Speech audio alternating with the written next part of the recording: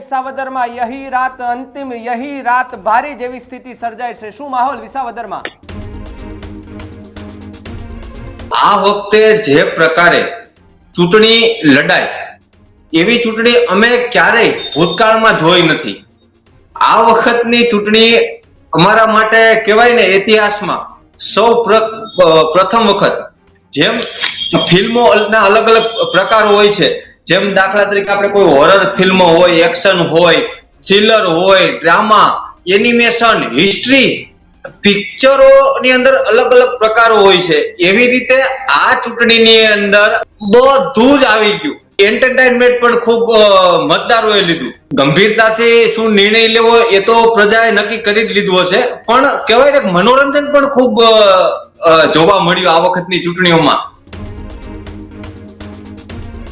ગોપાલ ઇટાલિયાએ પણ એક પત્ર બહાર પાડ્યો હતો, એક લેટર બહાર પાડ્યું હતું, એમાં પણ વકફ બોર્ડને લઈને વાત કરવામાં આવતી, મસ્જિદને લઈને વાત કરવામાં આવી હતી, તો એનું કોઈ ફેર પડે એમ છે ગોપાલ ઇટાલિયાને? વકફ બોર્ડ વાળી વાત છે એ આ વિસ્તારમાં ફેર એટલા માટે ન પડે કે અહીંયા જે મતદારો છે આ કોઈ મત વિસ્તાર કહેવાય ને, વકફ બોર્ડનું જે વાત કરું તો મુસ્લિમ સમુદાયને લગતો આખો એ મુદ્દો છે, તો અહીંયા મુસ્લિમ સમુદાયના મતદારો એવા નથી કે એમણે જે લેટર જે બહાર પાડ્યો છે તો એ અસર કરે। અહીંયા મુખ્યત્વે ઓબીસી સમાજ છે, એસટી એસટી સમાજ છે અને પટેલ સમાજ છે।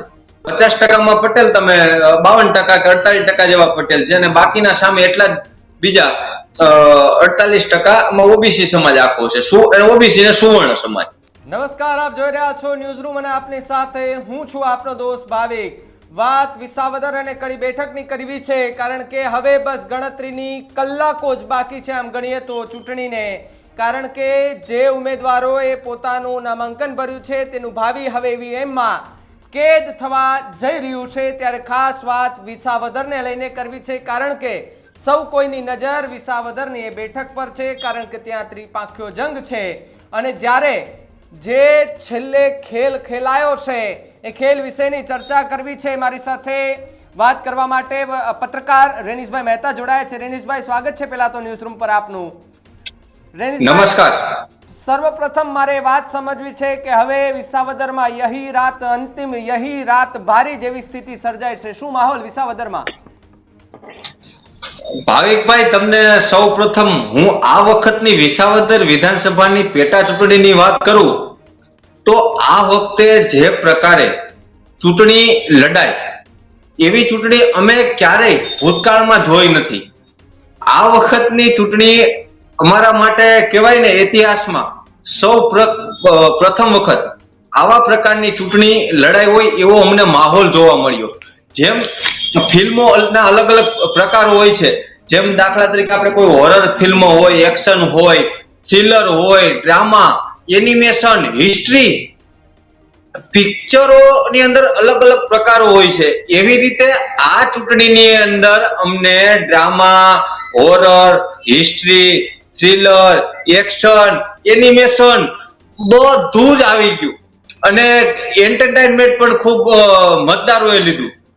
ગંભીરતાથી શું નિર્ણય લેવો એ તો પ્રજાએ નક્કી કરી જ લીધું હશે, પણ કહેવાય ને મનોરંજન પણ ખૂબ જોવા મળ્યું આ વખતની ચૂંટણીઓમાં। એટલે અમારી આ વખતની ચૂંટણીઓ કહેવાય ને કે ફિલ્મથી પણ કઈ ઓછી નથી, એમાં બધું આવી જાય અને આવી ગયું ડ્રામા, હોરર। રેનિશભાઈ, આપણે એવું પણ કહી શકીએ કે ભાઈ અખતરો જે છે તે આ વખતે કરવાના છે વિસાવદરના લોકો? અખતરો એટલે કઈ રીતે અખતરો કરવાના છે હું સમજ્યો નહીં ભાવિકભાઈ। વિસાવદરની જનતાને જ્યારે અમે ગયા, વિસાવદરની જનતા જોડે વાત કરીને તો વિસાવદરની જનતા એવું કહ્યું કે અમે આ વખતે અખતરો કરવાના છે, કંઈક નવો અખતરો એમ। હા, નવો અખતરો એટલે એવું થઈ શકે કે દાખલા તરીકે અમારે 2012 થી અત્યારે કહેવાય ને કે સરકાર વિરુદ્ધનું શાસન છે। જીપીપી, કોંગ્રેસ, આમ આદમી પાર્ટી, સરકારની સામેની દરેક પાર્ટીઓના ઉમેદવારો અહીંયા વિજેતા થયા છે। એટલે આ વખતે જો અખતરો કરવાની વાત કરતા હોય તો એનો સીધો મતલબ એવો થાય કે ભારતીય જનતા પાર્ટીને આ વખતે લોકો મત આપશે। એનો મતલબ એવો થાય કે કદાચ પ્રજાએ જો તમે અહીંયા અમારા વિસ્તારમાં આવ્યો હોય તમને કીધું છે કે અખતરો કરવો છે, તો અખતરો એટલે ભારતીય જનતા પાર્ટી ને મત આપે અને એના ધારાસભ્ય ચૂંટે એવું બની શકે। કારણ કે આજે છેલ્લા 13 થી 14 વર્ષથી અમારા વિસ્તારમાં જ્યારે શાસક પક્ષની સામેના પક્ષનું શાસન રહ્યું છે, એને કારણે જે વિકાસ, જે નિયમ મુજબનો જે ધારાસભ્યને જે મળતી ગ્રાન્ટો હોય કે જે ધારાસભ્ય પોતાની શક્તિ મુજબ વિપક્ષમાં હોવા છતાં જે કામો લઈ આવી શકતા હોય એટલા કામો થતા હોય, પણ જે વધારાનો જે ડેવલપમેન્ટ છે, જે વધારાની ગ્રાન્ટો છે એ સરકાર તરફથી અહીંયા આપવામાં નથી આવી. એટલે હવે લોકો, અમારા વિસ્તારની જનતા વિકાસને અહીંયા ઈચ્છે છે એવું મને પણ ચિત્ર થોડા નજીકના જે સમય છે, જે આ 5-7 દિવસો એ દિવસ દરમિયાન આખો માહોલ બદલાયો હોય ને એવું મને પણ અત્યારે લાગે છે. કારણ કે શરૂઆતમાં ના સમયમાં જ્યારે ભાજપના ઉમેદવાર જાહેર થયા નહોતા ત્યારે સંપૂર્ણ આમ આદમી પાર્ટીના ઉમેદવાર ગોપાલભાઈ ઇટાલિયા એક જ વ્યક્તિનું અહીંયા નામ ચર્ચાતું હતું, કારણ કે એક જ ઉમેદવાર જાહેર થયા હતા, એનો જ આખો માહોલ હતો. પણ જ્યારે કોંગ્રેસ અને ભાજપ એ બંને પક્ષોએ ઉમેદવાર જાહેર કર્યા એ પછી કોંગ્રેસના ઉમેદવાર તો કઈ ખાસ કોંગ્રેસ જેવું આપણે ધારતા હતા એ પ્રકારનું કઈ ગાયજા મેં વરસા નહીં, કઈ ખાસ ઉપજાવી શકી નથી. પણ ભારતીય જનતા પાર્ટીએ તાકાતથી ગોપાલ ઇટાલિયાનો આમ આદમી પાર્ટીનો સામનો કર્યો. એ સામનાના પરિણામ સ્વરૂપે આજે છેલ્લા 8 દિવસથી ભારતીય જનતા પાર્ટીનો માહોલ ખૂબ સારો એવો અહીંયા બની ગયો છે. અત્યારે કહેવાય ને કે જે આપણે જે મીડિયા જગત આખું વાત કરતું હતું, જનતાઓ, આ વિસ્તારના મતદારો, જનતાઓ બધા બોલતા હતા ગોપાલ ઇટાલિયા. તો અત્યારે કહેવાય ને માત્ર એકતરફી માહોલ નથી, અત્યારે કસમકસ, રસાકસીનો અત્યારે જંગ આ છેલ્લા દિવસોમાં કહેવાય ને. કદાચ અમને કોઈ પૂછે કે શું તમારા વિસ્તાર ઓફ ધ રેકોર્ડ અમને કોઈ પૂછે કે શું થશે, તો આજે અમે એટલું વિશ્લેષણ કરીએ છીએ. અહીંયા 20 વર્ષથી આ નજીકથી હું રાજકારણ જોઉં છું, તો અત્યારે રાજકીય વિશ્લેષકો પણ અત્યારે કહી નથી શકતા કઈ કયો ઉમેદવાર ચૂંટાશે, એટલું રસાકસીનો જંગ છે. એટલે ભાજપ કહેવાય ને કે જે એકતરફી જે ગોપાલ ઇટાલિયાનો માહોલ હતો, આમ આદમી પાર્ટીનો માહોલ હતો, તો એની સામે ભાજપે પોતાની તમામ શક્તિઓને કામે લગાડી. તો એની પાસે શક્તિઓ કઈ? આમ સામ દંડ ભેદ ભાજપની પાસે બધું છે. અને એ ઉપરાંત વિશેષમાં કહીએ ને કે કાર્યકરોનું જે ગજબનું એની પાસે નેટવર્ક છે. હું જોઉં છું કે અત્યારે બૂથ લેવલ સુધીનું અત્યારે કામ આ છેલ્લા દિવસોમાં ભાજપ દ્વારા અત્યારે ચાલુ કરવામાં આવ્યું છે. બૂથ લેવલનું પ્લાનિંગ છે, બૂથ લેવલના કાર્યકરોની ફોજ છે. એ કાર્યકરો દર વખતની ચૂંટણીમાં જેટલા સક્રિય નથી હોતા, મેં 2017ની ચૂંટણી જોઈ છે, 2022ની ચૂંટણી જોઈ છે, એ પહેલા 2012ની કે જ્યારે કનુભાઈ ભાલાળા લડતા હતા એ ચૂંટણીઓ જોઈ છે. ત્યારે પણ ભારતીય જનતા પાર્ટીના કાર્યકરો કહેવાય ને કામ નહોતા કરતા, એના કરતા વિશેષ રૂપમાં કરતા હતા, પણ એના કરતા અનેક ગણું તન મનથી અત્યારે ભારતીય જનતા પાર્ટીના ઉમેદવારને જીતાડવા માટેનું કામ કરે છે. એટલે જ આ આખું વાતાવરણ જે અત્યારે જે ઊભું થયું છે, જે અહીંયા માહોલ જે બન્યો છે, એ માત્ર ભારતીય જનતા પાર્ટીના કાર્યકરોની મહેનત હોય એવું મને અત્યારે લાગે છે. અને એટલે જ અત્યારે રસાકસીનો જંગ છે. એટલે મતદારો, હવે તમે જેમ કહો છો એમ કદાચ આ વખતે એવું લાગે છે મતદારોએ પણ મન બનાવ્યું છે કે આપણે શાસક પક્ષની સાથે રહીને વિકાસની રાજનીતિ તરફ આગળ વધીએ. અને એમાંય ખાસ જે ભારતીય જનતા પાર્ટીના ઉમેદવાર છે એ અત્યારે અનેક વખત આ ચૂંટણીમાં બોલે છે કે તમારે રજૂઆત કરે એવો ધારાસભ્ય જોતો છે કે તમારે કામ કરી શકે એવો ધારાસભ્ય જોતો છે. બીજું એક એણે એવી વાત કરી છે કે 800 દિવસની અંદર હું 1000 કરોડના કામ કરી આપીશ. આ જે બંને મુદ્દાઓ છે એ અત્યારે લોકોને અસર, મતદારો ઉપર ઇફેક્ટ કરવામાં એ લોકો સફળ રહ્યા છે. એટલે હવે જોઈએ હવે લોકો કઈ તરફ. ગોપાલ ઇટાલિયાએ પણ એક પત્ર બહાર પાડ્યો હતો, એક લેટર બહાર પાડ્યો હતો, એમાં પણ ઘણી બધી વાતો લખવામાં આવી હતી. વકફ બોર્ડને લઈને વાત કરવામાં આવી હતી, મસ્જિદને લઈને વાત કરવામાં આવી હતી. તો એનું કોઈ ફેર પડે એમ છે ગોપાલ ઇટાલિયાને? હા, એમાં વકફ બોર્ડ વાળી વાત છે એ આ વિસ્તારમાં ફેર એટલા માટે ન પડે કે અહીંયા જે મતદારો છે આ કોઈ મત વિસ્તાર કહેવાય ને. વકફ બોર્ડનું જે વાત કરું તો મુસ્લિમ સમુદાયને લગતો આખો એ મુદ્દો છે. તો અહીંયા મુસ્લિમ સમુદાયના મતદારો એવા નથી કે એમણે જે લેટર જે બહાર પાડ્યો છે તો એ અસર કરે. અહીંયા મુખ્યત્વે ઓબીસી સમાજ છે, એસટી સમાજ છે અને પટેલ સમાજ છે. 50% પટેલ, તમે 52% કે 48% જેવા પટેલ છે અને બાકીના સામે એટલા જ બીજા 48% ઓબીસી સમાજ આખો છે. ઓબીસી ને સુવર્ણ સમાજ. એટલે ખાસ તો એ મુદ્દાને અસર ન કરે, પણ એ સિવાયનો એને એના સંકલ્પ પત્રની અંદર બીજા ઘણા મુદ્દાઓ આવડી લીધા છે. માપણી, જમીન માપણીની બાબતો છે, 100 ચોરસ વાળના પ્લોટની બાબત છે. પણ 100 ચોરસ વાળના પ્લોટ તો અત્યારે ગામડે ગ્રામ પંચાયતો દ્વારા આપવામાં આવતા જ હોય છે. નીમ થયેલું જે ઘરથાર જગ્યા હોય છે અને નો થયેલી હોય તો એના કરવા માટેના પ્રયત્નો અમે કરીએ છીએ, એવું પૂર્વ ધારાસભ્ય ભૂપતભાઈ ભાયણીએ એક નિવેદન આપ્યું હતું કે 100 ચોરસ વાળના પ્લોટ તો અમે આપીએ છીએ, અને અત્યારે જેટલા અરજદારો પેન્ડિંગ છે તો એ પેન્ડિંગ અરજદારોને પણ આગામી સમયમાં અમે 100 ચોરસ વાળના પ્લોટ આપશું. એટલે પછી એક ઇકો ઝોન નહીં આવે એવી એમની વાત હતી ગોપાલભાઈ ઇટાલિયાના સંકલ્પ પત્રમાં. પણ જે પ્રકારે ભારતીય જનતા પાર્ટીના ઉમેદવારના સંકલ્પ પત્રમાં વાત છે એની અંદર એમણે જે સીધી લોકોને વિકાસને સ્પર્શતી વાત છે કે એમણે કીધું છે કાના વડલા સિંચાઈ યોજના એ લાગુ કરશે, પછી એવી રીતે એક મોટી મણપની બાજુમાં એક ડેમ બનાવશે, અહીંયા પ્રાકૃતિક ખેતી કૃષિ યુનિવર્સિટી ખેતી લાવવાની વાત કરી છે, સ્પોર્ટ કોમ્પ્લેક્સ ઉભું કરવાની વાત છે, સિંહ સફારી અહીંયા બનાવવામાં આવશે, જે ગીર બોર્ડર ને જે નજીકના જે છે વિસ્તાર એ વિસ્તારમાં સિંહ સફારી, કે જેનાથી શું છે કે સ્થાનિક રોજગારી મળી શકે એવો ઉમેદવારનો હેતુ છે. એટલે આવા બધા જે રોડ રસ્તાઓ જે 180 કરોડના જે સીએમએ જે મંજૂરી આપેલી છે રોડ રસ્તાના કામોને, તો એ કામોનું તાત્કાલિક ટેન્ડર પ્રક્રિયા થાય, એનું ઇમ્પ્લિમેશન થાય, એ બધા કામોની એના સંકલ્પ પત્રમાં આ બધી નોંધ છે. બીજું અમારું એક પરબધામ, અહીંયા બહુ યાત્રાધામ તીર્થ ક્ષેત્ર છે પરબધામ, આખા વિશ્વની અંદર એ તીર્થ ક્ષેત્રનું ખૂબ સુપ્રસિદ્ધ છે. તો એનો અષાઢી બીજનો મેળો દર વર્ષે અહીંયા આયોજિત થતો હોય છે કે જેની અંદર આશરે 8-10 લાખ લોકો 2 દિવસમાં એ દર્શનાર્થે અને એ મેળાની મુલાકાતે લોકો આવે છે. એવડું મોટું આયોજન થતું હોય છે. એ આયોજનને યાત્રાધામ વિકાસ બોર્ડમાં સમાવીને રાષ્ટ્રીય કક્ષાનો દરજ્જો આપવાની વાત ભાજપના ઉમેદવારે કરેલી છે. તો આ બધા જે એના સંકલ્પ પત્રના મુદ્દાઓ છે ને એ ક્યાંક ને ક્યાંક પબ્લિકને ટચ થાય છે. એટલે અત્યારે લોકો જે છે જનતા એને કઈક આ વખતે આપણે અખતરો કરવો છે એવું તો મન મનાવી, 800 દિવસ કિરીટભાઈ પટેલને આપવા છે એવું જનતાએ મન મનાવી લીધું છે. રેણીશભાઈ, એક વાત એ પણ સમજવી છે કે તમે પણ ઘણી બધી ચૂંટણીઓ જોઈ છે, તમે પણ રાજકારણ જોયું છે, તમે પણ એ પોલિટિક્સ બધું જોયું છે, નેતાઓની કહેવાય ને કે અદલા બદલી, કે ભાઈ આ પક્ષમાંથી આ પક્ષમાં જતા જોયા છે, પેલા પક્ષમાંથી આ પક્ષમાં આવતા જોયા છે, સત્તા પક્ષ સામે વિપક્ષને લડતા જોયા છે, પણ ક્યારેય તમે વિપક્ષ સામે વિપક્ષને લડતા જોયા છે? આવું વિસાવદરમાં જોવા મળ્યું છે?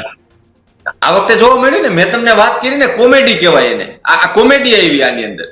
આમાં તો હસવું જ આવે ને, કારણ કે દારૂ આવી ગયો, પૈસા આવી ગયા, લગભગ બધી વસ્તુ આવી ગઈ, હોટલના રૂમ આવી ગયા, આમાં હોરર આવી ગયું, એક્શન આવી ગઈ છે, થ્રિલર આવી ગયું છે, ડ્રામા આવી ગઈ છે, એનિમેશન આવી ગયું ને. આપણે જે ગોપાલ ઇટાલિયાની જે પેલી હતી એમની રીલ, આ કેશુબાપાના આશીર્વાદ લે છે, સામે કેશુબાપા ગોપાલ ઇટાલિયાને કે છે, આ બધું આવી ગયું, હિસ્ટ્રી આવી ગઈ છે, ડ્રામા આવી ગયો છે, કોમેડી. કોમેડી એટલે તમે જોવો ને કે આ કોંગ્રેસ વાળા આમ આદમી પાર્ટીને શું ખરીદવાની જરૂરિયાત હોય, શું પણ એમ.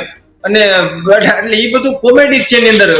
એ કોંગ્રેસ તો પેલા એ નક્કી નથી અત્યારે કરી શકી કે એને ભાજપની સામે લડવાનું છે કે આમ આદમી પાર્ટીની સામે લડવાનું. હવે અત્યારે આ વિધાનસભાની કોંગ્રેસના નેતાઓએ તો એવું પણ કીધું કે અમારી પાસે તો ખીચડી ખાવાના પૈસા નથી, તો અમે ક્યાંથી ખરીદવા જવાના છે?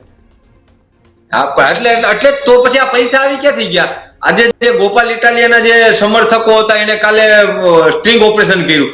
એ સ્ટ્રિંગ ઓપરેશનમાં લલિત વસોયા છે એક હોટલની અંદર હતા ને એવો આક્ષેપ એ લોકોએ મૂકેલો છે કે લલિત વસોયા બેઠક કરી, 2 લાખ રૂપિયા આપ્યા, આવું બધું સ્ટ્રિંગ ઓપરેશન થયું છે. તો પૈસા ન હોય એવું તો આપણે માની ન લઈએ, કારણ કે આ રાષ્ટ્રીય પક્ષો છે ત્રણેય, તો પક્ષોના ઉમેદવાર પાસે સ્વાભાવિક છે તો પૈસા ચૂંટણી લડવા માટેના ફંડ તો આવતા જ હોય અને તો ચૂંટણીઓ લડતા હોય. એટલે એ તો ખાલી ઓન સ્ક્રીન કેમેરા ની સામે કહેવાની વાત હોય કે અમારી પાસે પૈસા નથી. કોંગ્રેસની પાસે પૈસા હોય, ભાજપ પાસે ખૂબ પૈસા છે, આમ આદમી પાર્ટી અત્યારે જે પ્રકારે પ્રચાર પ્રસાર કરે છે એમની પાસે ફંડ પૂરતું છે, એને કઈ ખર્ચો કરવામાં કઈ ઊંડું નથી ઉતર્યું. એટલે પણ કોંગ્રેસ જે પ્રકારે એને વાત કરી હતી, એના શક્તિસિંહ ગોહિલ છે ને, એને એમના એક દાવેદાર હતા, અત્યારના ઉમેદવાર છે પણ એ વખતે દાવેદાર હતા, ત્યારે એને વાત કરી હતી કે આપણે ચૂંટણી જીતવા માટે માત્ર પાર્ટીને ટકાવવા માટે નહીં પણ ચૂંટણી જીતવા માટે ચૂંટણી લડવાની છે, એવી વાત શક્તિસિંહ ગોહિલે કરી હતી. એ પછી એના પ્રદેશ કક્ષાના નેતાઓ 6 દિવસ સુધી આટા ફેરા રહ્યા હતા આ વિસ્તારમાં. ખૂબ આવ્યા, સભાઓ થઈ, ગર્જનાઓ કરી, પણ ખાસ કઈ એ લોકો સફળતા ન મળી હોય એવું મને લાગે છે. એટલે કઈ ખાસ કોંગ્રેસનું દેખાતું નથી. સાચી લડાઈ તો આમ આદમી પાર્ટી અને ભાજપની વચ્ચે છે. રેનીશભાઈ, એક વાત એ અને બીજું, કોંગ્રેસ લગભગ 4 મહિનાથી ગોપાલ ઇટાલિયા ત્યાં પ્રચાર પ્રસાર શરૂ કરી દીધો હતો. ગોપાલ ઇટાલિયાની સાથે રહેનારા અનેક લોકો હતા કે જે વિપક્ષમાં ઉભા રહી ગયા છે. એમણે પણ ગોપાલ ઇટાલિયાની ન ખોલવાની પોલો પણ ખોલી નાખી હતી એમની સાથે રહેનારા લોકોની. એની અસર કદાચ પડી શકે ગોપાલ ઇટાલિયા સામે, કારણ કે એની સાથે એની પડખે ઉભા રહેવા માણસો જે હતા એમણે કહી દીધું હતું કે ભાઈ ગોપાલ ઇટાલિયા ખોટો માણસ છે ને એણે આવું કર્યું છે. જે ગોપાલ ઇટાલિયાની જે નજીકના જે માણસ છે, એટલે વિસાવદર તાલુકા આમ આદમી પાર્ટીના પ્રમુખ છે મહેન્દ્રભાઈ ડોબરિયા. એ મહેન્દ્ર ડોબરિયાએ સીધો એવો આક્ષેપ કર્યો કે અમારું અમને મહત્વ આપવામાં નથી આવતું. એનો આક્ષેપ એવો હતો, એની વેદના એ હતી કે કાર્યકરોનું સાંભળવામાં નથી આવતું. એટલા માટે અમે અત્યારે હું આ ખુલ્લો ગોપાલભાઈનો વિરોધ કરું છું એવું એક ખુલીને બહાર આવીને એમને કીધું છે કે કાર્યકરો છે જ્યારે ગોપાલભાઈને ફોન કરે છે તો ગોપાલભાઈ ફોન નથી ઉપાડતા. જો અત્યારથી જ અમારા ફોન ન ઉપાડતા હોય તો એની પાસે અમારે બીજી અપેક્ષા શું રાખવી? આવો એનો આક્ષેપ હતો અને મીડિયા સામે આવીને બોલ્યા. તો એની અસર મતદારોની ઉપર હવે મતદારો કઈ રીતે લેશે એ તો હવે આવનારો સમય બતાવશે. પણ અત્યારે છેલ્લા દિવસોની અંદર અત્યારે અમારો માહોલ ચૂંટણીમાં ક્યારે અમે નથી જોયો આવો, ન ભૂતો ન ભવિષ્યથી. એવું એ પ્રકારે અત્યારે ચૂંટણી લડાઈ રહી છે. અને જે પ્રકારે ભારતીય જનતા પાર્ટી જોર કરે છે ચૂંટણી લડવા માટેનું, એ જ પ્રકારે આમ આદમી પાર્ટી અત્યારે પૂરી તાકાતથી ચૂંટણી લડવા માટેનું અત્યારે કહેવાય ને કે તેની તમામ તાકાતો એને કામે લગાડેલી છે. રેનીશભાઈ, જે રીતે મહેન્દ્રભાઈએ જે આરોપો નાખ્યા હતા અને જે વાત કરી હતી, સેમ એ જ વાત હિતેશ વઘાસિયાએ પણ કરી હતી. આમ આદમી પાર્ટીમાં જ હતા અને એ પણ સારું એવું એનું વર્ચસ્વ હતું. જ્યારે પણ કોઈ પ્રદેશ કક્ષાના કોઈ નેતાઓ આવે, કોઈ મોટા દિગ્ગજ નેતાઓ આવે તો એમની સાથે રહેનારા અરવિંદ કેજરીવાલને 2 થી 3 વખત મળવા ગયા છે, એમની જોડે વાત કરી હતી. મેં એમને પણ પૂછ્યું હતું કે હિતેશભાઈ, તમારે ટિકિટ જોતી હતી ને તમને ન આપીને ગોપાલભાઈને આપી, એટલા માટે તમે આમ આદમી પાર્ટી છોડીને ગયા. તો કે એવું કશું જ નથી, પણ ગોપાલ ઇટાલિયા સાવ જુઠ્ઠો માણસ છે એટલા માટે ને એના કરેલા કાંડો છે મને ખબર છે. એ જ્યારે સમય આવશે ત્યારે હું ખોલીશ. હવે કયા કાંડ હશે એ તો હિતેશભાઈને ખબર અને ગોપાલભાઈને ખબર, જે કાંડ કર્યા હોય. જે ટિકિટની જે વાત કરી કે ટિકિટ વેચણીની, મારી સામે કબૂલાત કરી છે હિતેશભાઈ તો કે ભાઈ ટિકિટ કૌભાંડ છે એમાંથી જ થયું હતું, એને જ કર્યું હતું. હા, જ્યારે 2022 ની અમારી વિધાનસભાની ચૂંટણી હતી ત્યારે ડોક્ટર હિતેશ વઘાસિયા એ ખૂબ પ્રબળ દાવેદાર હતા આમ આદમી પાર્ટીના. પણ ગોપાલ ઇટાલિયાએ અને મનોજ સોરઠિયાએ જે આમ આદમી પાર્ટીનું શીર્ષ નેતૃત્વ, ત્યારે એમણે ભૂપતભાઈ ભાયાણીને ટિકિટ ફાળવી દીધી હતી. ત્યારે પણ હિતેશ વઘાસિયા એ શાંતિથી પાર્ટીના નિર્ણયને એને સ્વીકારી લીધો હતો અને કોઈ પણ પ્રકારનો અવાજ કર્યા વગર એ કામે લાગી ગયા હતા. ત્યારે એમને આમ આદમી પાર્ટીના એક નેતા છે એમણે એવું આશ્વાસન આપેલું હતું કે આ વખતે તમે રહેવા દો, ભલે ભૂપતભાઈને ટિકિટ આપણે આપી છે તો તમે શાંતિથી પાર્ટીના કામે ચડી જાઓ. તમને આવનારા સમયમાં 2027માં અમે તમને તમારા માટે કંઈક વિચારશું ને તમને ટિકિટ આપશું. પણ સંજોગાવશત આ પાછી પેટા ચૂંટણી આવી તો પેટા ચૂંટણીમાં હિતેશ વઘાસિયા એ પોતે ખૂબ પ્રબળ દાવેદાર હતા. અહીંયા આ આખી વિધાનસભા વિસ્તારની અંદર 2021 થી એ 2025 સુધી એને આમ આદમી પાર્ટીના સંગઠનને ઊભું કરવા માટે, લોકો સુધી આમ આદમી પાર્ટીને પહોંચાડવા માટે ગામડે ગામડે ફરીને એને ખૂબ મહેનત કરી હતી. એમનો પ્રવાસ પણ ખૂબ મોટો હતો. અમે નજીકથી એમને જોતા હતા કે એને પાર્ટી માટે ખૂબ મહેનત કરી હતી. અને એમને જ્યારે ફરી પાછી આજે પેટા ચૂંટણીમાં ટિકિટ માંગી તો એમને ટિકિટ આપવામાં ન આવી અને ડાયરેક્ટ અરવિંદ કેજરીવાલ પાસે બેસીને જે ગોપાલભાઈ ઇટાલિયાએ પોતે જાહેરાત કરી લીધી, એટલા માટે જ એમને કદાચ દુઃખ લાગ્યું હોય, આપણે સમજી શકીએ. અને એને આ વખતે પછી હજુ પણ એને આશ્વાસન આપવામાં આવ્યું હતું કે તમને અમે આવનારા સમયમાં તમને અમને ટિકિટ આપશું. પણ એને એ વાત ધ્યાને ન લીધી અને પોતે અપક્ષની અંદર આ ચૂંટણી લડવા માટેનો નિર્ણય એને લઈ લીધો. અને એનો પ્રચાર પ્રસાર પણ ખૂબ સારો છે. અપક્ષે પણ એ સારી રીતે પ્રચાર પ્રસાર કરે છે, લોકો સુધી પહોંચે છે, પોતાનો એજન્ડા છે, પોતાના સંકલ્પો છે આ વિસ્તાર માટે એ અત્યારે ડોક્ટર હિતેશ વઘાસિયા ઘરે ઘરે જઈને એને કહી રહ્યા છે. અને એમની સાથે રેની સોજિત્રા કરીને હતા, આમ આદમી પાર્ટીના, એને જે તે વખતે જ એને પાર્ટી છોડી દીધી હતી. એટલે અત્યારે આમ આદમી પાર્ટીના એક તો હિતેશ વઘાસિયા, રેનીશ સોજિત્રા, યોગેશ ઠુમર જે યુવા પ્રમુખ છે, કે જેને અમે આક્ષેપ કરેલો છે કે ગોપાલભાઈ ઇટાલિયા ભાજપો સાથે બેઠકો રાત્રે કરે છે અને આવનારા સમયમાં એ ભાજપ સાથે ભળી જશે, એવો આક્ષેપ યોગેશ ઠુમરનો છે.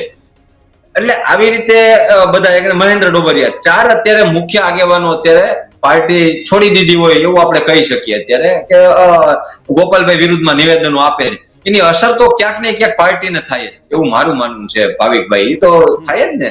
વિશ્વાસુ વ્યક્તિઓ જયારે તમારો સાથ છોડતા હોય તો શું કામ એને છોડે? તમે જો એમની અવગણના થઈ હશે ત્યારે જ એના નિર્ણયો લેવા પડ્યા હશે.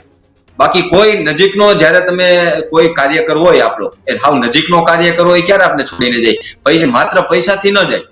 એક મહેન્દ્ર ડોબરિયાએ એ પણ વાત કરી છે કે જો મારે પૈસા જોતા હોત તો જયારે હું ટેકેદાર હતો ગોપાલભાઈ ઇટાલિયાનો, તો ત્યારે પણ મને જેટલા રૂપિયા જોતા એટલા મને રૂપિયા મળતા હતા, તો હું મારું ફોર્મ પાછું ખેંચી લઉં ને, મારે પૈસા જોઈતો.